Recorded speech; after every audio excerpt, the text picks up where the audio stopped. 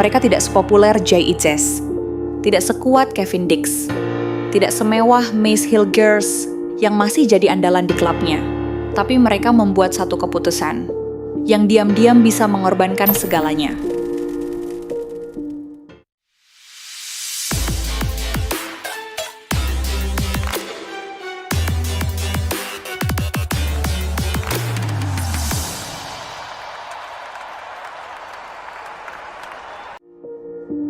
Ketika seorang pemain memilih membela Indonesia, itu bukan cuma soal paspor dan anthem nasional. Itu adalah perubahan status. Sebuah langkah yang bisa membuat klub Eropa tak lagi melirik mereka. Karena sejak itu, mereka tak lagi dianggap sebagai homegrown, pemain binaan lokal yang memudahkan registrasi klub. Dan lebih berat lagi, mereka tak lagi menjadi bagian dari Uni Eropa. Mereka berubah status menjadi pemain asing, yang kuotanya terbatas, yang biayanya lebih mahal, yang peluangnya semakin kecil.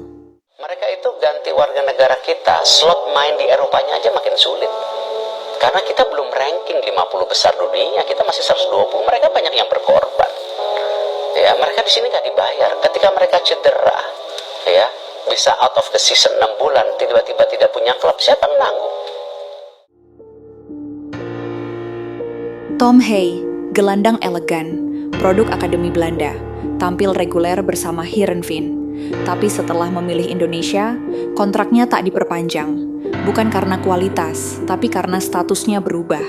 Ia jadi pemain asing, dan di Eredivisie, pemain non-Uni Eropa harus digaji €500.000 per tahun. Itu sebabnya dia dilepas. Kini, ia dikaitkan dengan Persija Jakarta, dari Eropa ke Indonesia. Nathan Joy Aon, dulu bersinar di Excelsior, dibeli Swansea, dipinjamkan ke Dordrecht. Namun setelah proses naturalisasi, karirnya justru diam di tempat. Dan kini, ia diisukan akan merapat ke Persebaya Surabaya, dari Eropa Barat, ke Liga 1 Indonesia. Shane Patinama pernah jadi kebanggaan Viking FK di Norwegia. Setelah membela Indonesia, kontrak tak diperpanjang, lalu hilang dari radar. Kini ia bermain di Liga Thailand, sebuah langkah mundur di peta Eropa, tapi langkah maju di jalannya membela Garuda.